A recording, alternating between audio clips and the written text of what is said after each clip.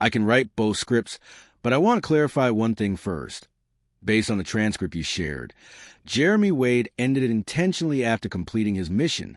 I'll frame the title's dramatic angle while keeping the content accurate. I don't have reliable information in my current context about a specific conviction or exposure story involving her husband, Bruce Boxleitner, or any other partner. Let me check on that before writing it. Good. I now have verified, authentic information for both scripts. Let me write them both at 3,000 words each. There are shows that get canceled. There are shows that lose their audience and quietly disappear.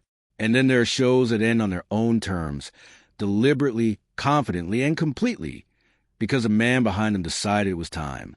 River Monsters falls into that last category, and the real story why it ended is far more fascinating than anything that ever happened on screen. For 9 seasons, from 2009 to 2017, Jeremy Wade took millions of viewers to the darkest, most remote corners of the world's freshwater systems. He waded into rivers that most people wouldn't dare touch, spoke to locals whose communities had been terrorized by creatures they could barely name, and pulled from the murky depths animals that seemed to belong more to legend than to biology. It was appointment television. It was thrilling, educational, and unlike anything else on the air. And then, without scandal, without ratings collapse, without any of the usual reasons the show disappears, River Monsters was gone. Fans were stunned. Theories flooded online forums. Had Jeremy Wade had a falling out with Animal Planet? Was the network cutting costs? Had something happened behind the scenes that no one was talking about? For a while, the answers were vague, the press releases polished and brief. But over time, as Wade began to open up in interviews, a clearer and far more satisfying picture emerged. The truth behind why River Monsters ended is not a cautionary tale. It is, in its own strange way, a story of triumph. Long before the cameras rolled on the first episode, Jeremy Wade had something most television hosts never have: a finished idea. Not just a concept, but a mission with a clear endpoint. In his mind, he carried a mental catalog of the world's most mysterious, most feared, and most misunderstood freshwater creatures. These were not simply rare fish. They were animals wrapped in folklore, blamed for deaths, described in terrified whispers by river communities across Africa, Asia, and South America. They were the subjects of legends that had never been properly investigated. Wade wanted to find them, catch them, document them, and tell the truth about them. That was the premise.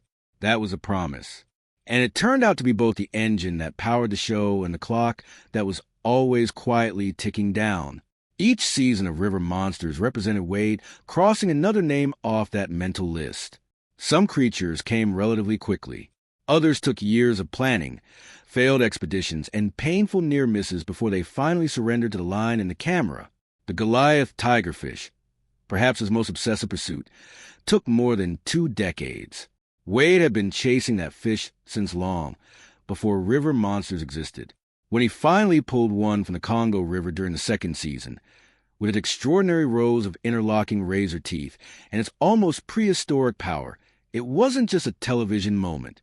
It was a fulfillment of a personal quest that had defined much of his adult life. But with each creature found and each legend investigated, the list grew shorter. And Wade was deeply aware of that. He wasn't building a franchise. He was completing a journey. The show's emotional power came from its specificity. Every episode had to involve genuine mystery, real danger, and documented local fear. Wade was absolutely clear on this point. If an animal didn't come with authentic folklore, if there wasn't a community whose relationship with that creature carried genuine weight in history, it wasn't worthy of an episode. He refused to manufacture drama. He refused to inflate stakes that weren't real. And that commitment to authenticity, so rare in television, was exactly what made River Monsters so good, and exactly what meant it could not go on forever. By the 9th season, the list was complete. Wade himself confirmed it, saying publicly that he had, quite literally, ticked off everything he had originally set out to find, and then some.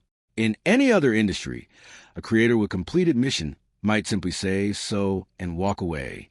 In television, it is far more common to stretch, to dilute, to find increasingly strained justifications for more seasons. Networks do it. Producers do it. Hosts do it. Because the money is good and the platform is comfortable. Wade chose a different path. He chose to stop. Animal Planet, to their credit, did not fight him on it. Executives who worked with Wade during the show's run praised his ability to hold an audience, to turn scientific curiosity into edge-of-your-seat storytelling, and to maintain the integrity of the format across nearly a decade of production. They understood, as Wade did, that River Monsters was built on a very specific kind of promise, the promise of genuine mystery, and that once the mysteries were resolved, the show could not simply reinvent itself without betraying what it had always been. The final season was treated not as a cancellation, but as a celebration. They went out with some of their biggest stories yet, pursuing long-rumored aquatic threats in uncharted waters and revisiting iconic locations to add context and closure to the journeys that had defined the show's history. It was one of the most unusual endings in the history of wildlife television. Most hosts, when asked whether they'd like another season, say yes. Wade said there was nothing left to catch that met the standard, and he meant it. What the show never fully revealed, and what Wade has only gradually opened up about since it ended, was a physical and psychological toll those 9 seasons took on him personally. What viewers saw was a polished final product. The dramatic narration, the tense moments on the water, the extraordinary catches. What they didn't see was everything that preceded those moments. Wade filmed in places that most people never visit, and many would not survive. These were not nature reserves with facilities nearby. They were remote jungles, unmarked riverbanks deep in politically unstable territory, swamps in Southeast Asia, accessible only by days of travel on foot or in flimsy dugout canoes hauling camera equipment through suffocating heat. There were no trailers. There was often no reliable medical help within reach. A slip on wet rocks, an encounter with a territorial crocodile, a bite from the wrong insect. Any of these could have ended very differently than they did. Wade contracted malaria more than once during filming. He described collapsing from exhaustion after prolonged exposure to extreme heat during shoot days that stretched far longer than they should have. Insect bites swelled to alarming sizes. Tropical infections that could have turned dangerous were treated in conditions that were anything but clinical. The environments were beautiful, but they were brutal. And for years, Wade said almost nothing about any of it, because the show was never about him. He kept the camera pointed at the fish, the rivers, and the people. His own suffering was beside the point. The psychological weight was significant too. Weeks in isolation, constantly shifting between cultures and languages, managing a small crew while simultaneously performing for the camera, navigating political sensitivities in countries where foreign film crews were viewed with suspicion. All of this accumulated over the years in ways that Wade has described as genuinely wearing. He was a host, a biologist, an explorer, and a leader simultaneously, and the pressure of maintaining the show's extraordinary standards while physically depleted left its mark in ways that only became visible once the cameras finally stopped rolling. That he endured all of this without complaint, without leaking it to press or using it to generate sympathy, says a great deal about his character. But it also explains why, when the list was complete, he did not look for reasons to keep going. He had given everything the show required of him, and the show, in turn, had given him everything it had promised. What happened after River Monsters ended is, in some ways, just as interesting as what happened during it. The show had been one of Animal Planet's most successful series in its history. It had a loyal global audience, a host with genuine credibility and charisma, and a format that executives believed could be repurposed, relaunched, or extended in any number of ways. There were conversations. Wade has acknowledged that. Networks floated ideas, a new version with different hosts, a spin-off focus on ocean predators, a legacy series where Wade would train a successor. He listened to all of it, and he said no to all of it. His reasoning was not about money or ego. It was about principle. River Monsters have been built on a very particular kind of truth, the truth of mystery genuinely investigated, of science meeting folklore, of fear honestly examined. Wade believed that any attempt to replicate that format without the original mission would inevitably cheapen it. A show with different hosts would be a different show using the same name. A spin-off would be a product, not a passion. And turning his life's work into a product was something he simply wasn't willing to do. He had spent nearly a decade telling stories that no one else could tell, and he wasn't going to hand the framework to someone who hadn't earned the right to it through the same obsession, the same sacrifice, and the same commitment to the truth. This decision was unpopular with some fans who wanted more, but for many others, it earned him a kind of respect that very few television personalities ever achieve. In an era when almost every successful show is rebooted, every beloved character is revisited, and every completed story is reopened for commercial purposes, Wade's refusal to compromise was remarkable. He protected River Monsters by letting it end, and the show is the better for it. Wade did not disappear after River Monsters. He shifted. His next project, Mighty Rivers, took the same curiosity and storytelling discipline and applied it to a larger, more urgent question. What is happening to the world's great waterways, and what does a decline mean for the creatures and communities that depend on them? It was a more reflective show, less driven by the thrill of the hunt, more focused on the consequences of the world humanity has built. The Amazon, the Mississippi, the Danube, rivers that Wade had fished during River Monsters, rivers he knew intimately, were now the subjects of investigation rather than backdrop. Then came Mysteries of the Deep, which widened the scope further still, exploring underwater phenomena, sunken cities, unexplained marine sightings, and the strange intersection of history and the ocean floor. His approach remained identical. Curiosity without sensationalism, investigation without exaggeration, storytelling rooted in evidence rather than drama. These projects confirmed what careful viewers of River Monsters had always suspected. Wade was never just a television host. He was a genuine scientist and conservationist who had found in television the best possible vehicle for the work he would have been doing anyway. The show was a platform. The mission was always larger than the show. Looking back at River Monsters with the benefit of distance, its deeper purpose becomes clear. Yes, it was thrilling television. Yes, the catches were extraordinary and the locations were breathtaking. But beneath every episode was consistent and quietly radical argument that the creatures we fear are not the monsters we imagine them to be, that the stories communities tell about animals are more complicated than simple terror, and that understanding those stories, really understanding them, with science and empathy and patience, transforms fear into respect. Time and again, Wade revealed that the most feared animals in the world's rivers were misunderstood survivors, not predatory villains. Fish blamed for drowning people turned out to be scavengers, drawn to the aftermath of tragedies they did not cause.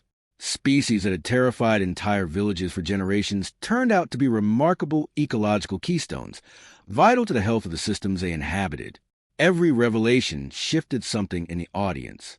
And over 9 seasons, those shifts accumulated into something significant. A generation of viewers who thought differently about freshwater ecosystems, about the relationship between human communities and the natural world, and about what it means to be afraid of something you don't yet understand. Wade never preached. He never inserted speeches about conservation or environmental policy. He told stories, and the stories did the work. That is, by any measure, a remarkable achievement, and it is why River Monsters did not need a sequel. It had already done everything it set out to do. The monsters were caught, the myths were examined, and the mystery, rather than being exhausted, was honored by being allowed to rest. The show ended not because it failed, but because it succeeded completely, and that, in the long history of television, is almost unheard of as of this writing in May 2026. Timothy Busfield has not been convicted. He was indicted in February 2026, pleaded not guilty, and his trial is scheduled for May 2027. This script accurately covers what Melissa Gilbert has publicly revealed and exposed, which is itself a remarkable and deeply layered story. There are moments in a public figure's life when silence becomes impossible, when the wave of events forces a reckoning so total, so undeniable, that the only choice left is to speak. For Melissa Gilbert, one of the most beloved child stars in American television history, that moment arrived in the spring of 2026, when she sat down with Good Morning America anchor George Stephanopoulos and said everything she had been holding back for months. What she revealed about her husband, about herself, about the past she had chosen to accept, shocked the entertainment world. And it continues to raise questions that do not have easy answers.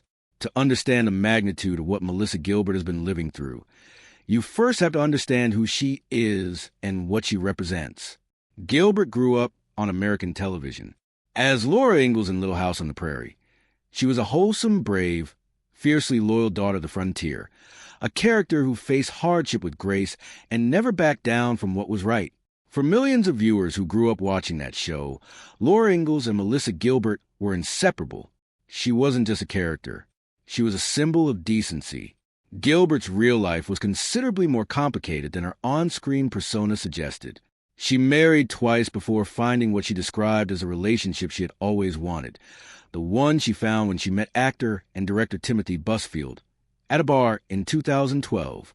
By her own account, falling for him was immediate and overwhelming. She described it as a thunderbolt, the kind of certainty that feels both irrational and inevitable at the same time. They married in 2013 and settled into a life that seemed, from the outside at least, genuinely content. A rustic cabin on 14 acres in the Catskill Mountains in New York. A partnership of equals. A marriage, as Gilbert described it, built on honesty and mutual respect. That image shattered in January 2026. Busfield, best known to television audiences for his long run as Danny Concannon on The West Wing, had been working as a director on the Fox series The Cleaning Lady, filming in Albuquerque, New Mexico. The charges that emerged from that production were devastating. In February 2026, a New Mexico grand jury indicted him on 4 counts of criminal sexual contact of a child, allegations stemming from his alleged conduct toward 2 young twin brothers who had appeared as child actors on the show. The alleged abuse was said to have occurred over a 2-year span from 2022 to 2024. Busfield denied everything. His lawyer Larry Stein maintained that his client was innocent, pointing to questions about how the allegations had developed over time and suggesting that the parents of the children had been motivated, at least in part, by resentment over their sons not being brought back for the show's final season.